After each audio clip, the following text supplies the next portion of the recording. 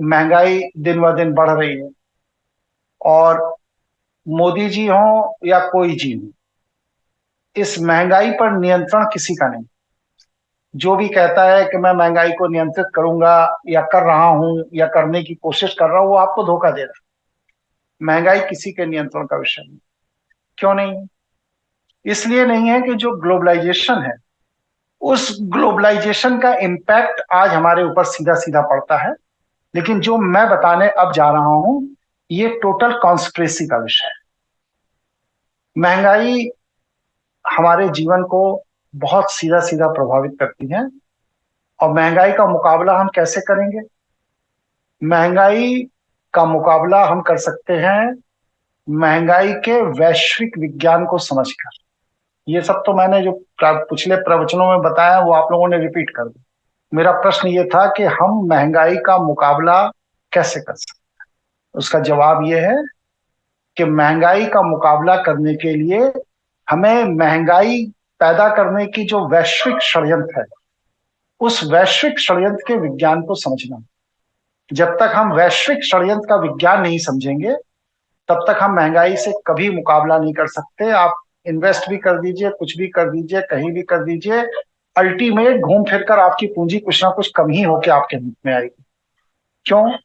क्योंकि विश्व स्तर पर आपसे बहुत ज्यादा दिमागदार लोग आपके मेहनत के पैसे को आपसे लूटने के लिए रोज योजना बना रहे हैं।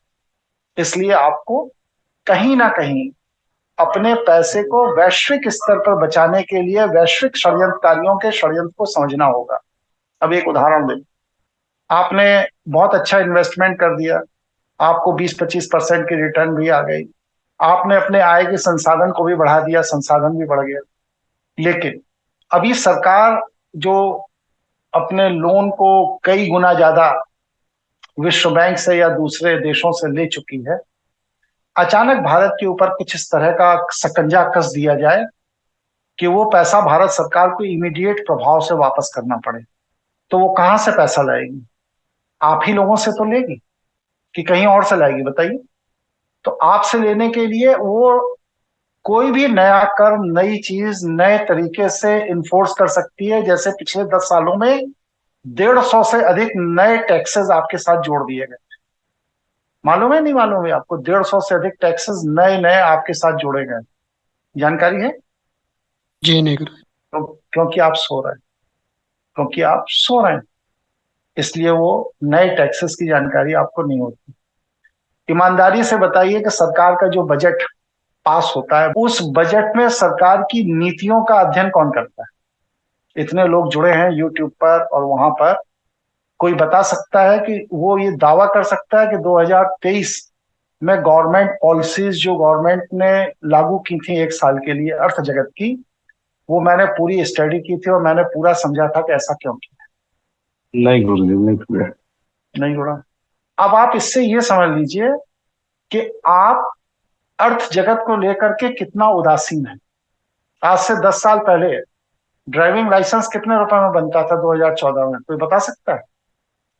750 रुपये गुरुजी। ड्राइविंग लाइसेंस आज की डेट में कितने का बन रहा है? 5,500। तो 750 से 5,500 रुपए हो गया। अब आपको, क्योंकि आपने एक बार बनवा लिया, 15 साल की फुर्सत हो गई, अब आपको दोबारा जाना नहीं है। दूसरा आएगा, उसको बढ़ा हुआ रेट पता है, पिछला रेट पता नहीं है। तीसरा आएगा, उसको और बढ़ा हुआ रेट पता है, उससे पिछला पता नहीं है। तो जो 750 में बनवाया है उसे 5,500 देने में पीड़ा होगी। लेकिन जो पहली बार बनवाने जा रहा है उसके लिए रेट ही 5,500 है। जो लोग 2000 के पहले ग्रेजुएशन किए थे, उन्होंने ग्रेजुएशन के लिए अपनी फीस कितनी दी थी? 10,000। एकदम सही अमाउंट बता रहे हैं। और आज उसी डिग्री को पाने की फीस कितनी है? बताइए doctor Rekha ji. 88,000 per year हो गया। 8 गुना बढ़ गया कि नहीं बढ़ गया?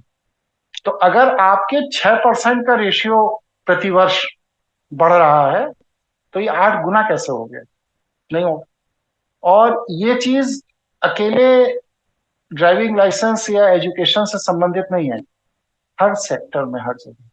मुझे अपने जीवन में याद है, खूब अच्छी तरह याद है, कि गाय का दूध मैं डेयरी से लाता था 35 पैसे लीटर, और भैंस का जो दूध होता था वो 45 पैसे लीटर मिलता था। आज मेरे घर में गाय का दूध आता है 60 रुपए लीटर। कितने समय का अंतराल हुआ? 40-42 साल। कोई कल्पना कर सकता है आज से 40 साल पहले कि 35 पैसे लीटर की चीज 60 रुपए लीटर हो जाएगी? सोच सकते हैं? नहीं सोच। नहीं गुरुजी। आप लोगों ने अगर गेहूं खरीदा हो तो वर्ष 2000 में गेहूं की कीमत क्या थी बाजार में, कोई बता सकता है? और आज गेहूं की कीमत क्या है? कितने रुपए किलो हो गया गेहूं? हाँ, अच्छा गेहूं लेंगे तो 25-26 रुपए।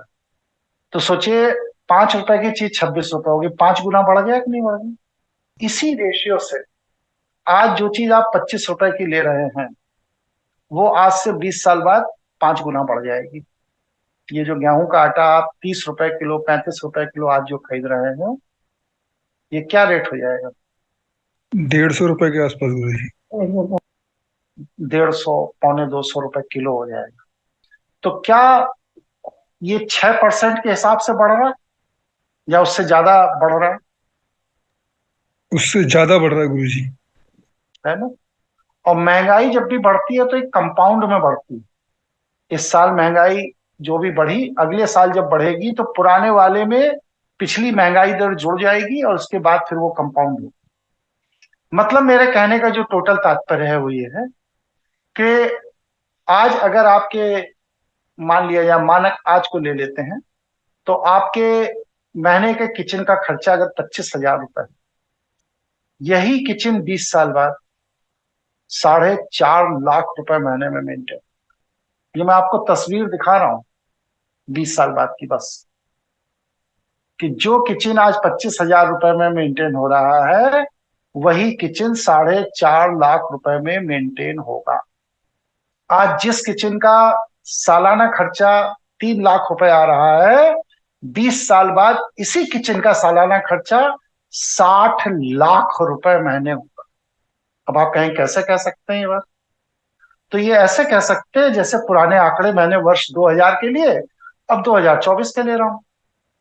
इसी हिसाब से आज आप 2024 के ले लीजिए और फिर आगे चल के 2045 के ले लीजिए, 44-45। क्या इनकम कितनी भी बढ़ जाए, कितनी भी बढ़ जाए, क्या हम लोगों की स्थिति इस लायक बनेगी कि 60 लाख रुपए बस सिर्फ किचन पर खर्च कर सकें साल का? बच्चों की पढ़ाई भी तो उसी रेशियो से बढ़ेगी। पेट्रोल भी, मेरे फादर ने 1968 में एम्बेसडर गाड़ी खरीदी। उस समय 13,500 रुपए में उनको गाड़ी मिली थी, और उसमें जो पेट्रोल डलता था उसकी कीमत पता है क्या थी? कोई बता सकता है? अब गूगल करने लगे होंगे आप। नहीं गुरुजी। 90 पैसे लीटर। 65 पैसे लीटर से 90 पैसे लीटर हुआ था, कोहराम कट गया था कि अब तो लोग गाड़ी चला ही नहीं पाएंगे। 65 पैसे से महंगाई इतनी बढ़ा दी, 90 पैसे लीटर हो गया। और आज हम क्या दे रहे हैं? 100 क्रॉस कर रहे हैं। तो ये सारे आंकड़े हमें क्या बताते हैं? ये सारे आंकड़े हमें ये बताते हैं कि महंगाई की दर बढ़ने की जो सरकारी घोषणा है कि 6% महंगाई बढ़ी, 7% महंगाई बढ़ी, ये सब बेवकूफ बनाने वाले आंकड़े हैं। महंगाई की वास्तविक दर अगर आप इंडिपेंडेंटली कैलकुलेट करेंगे तो 60 to 20%, 16 से 20% प्रतिवर्ष महंगाई बढ़ती, और ये कंपाउंड में बढ़ती। अब आपकी अगर इनकम, आपकी आय, जिसको आपने पूंजी के तौर पर कहीं इन्वेस्ट कर रखा है, वो इनकम, वो आय अगर कंपाउंड में महंगाई बढ़ने के रेशियो में नहीं बढ़ रही है तो क्या मतलब हुआ इसका? समझ रहे हैं आप? इसका मतलब ये हो रहा है कि आप करोड़पति होने के बाद भी रोज गरीब होते चले जा रहे हैं, और अगले 25-30 साल में आप लोअर मिडिल क्लास की कैटेगरी में आ जाए।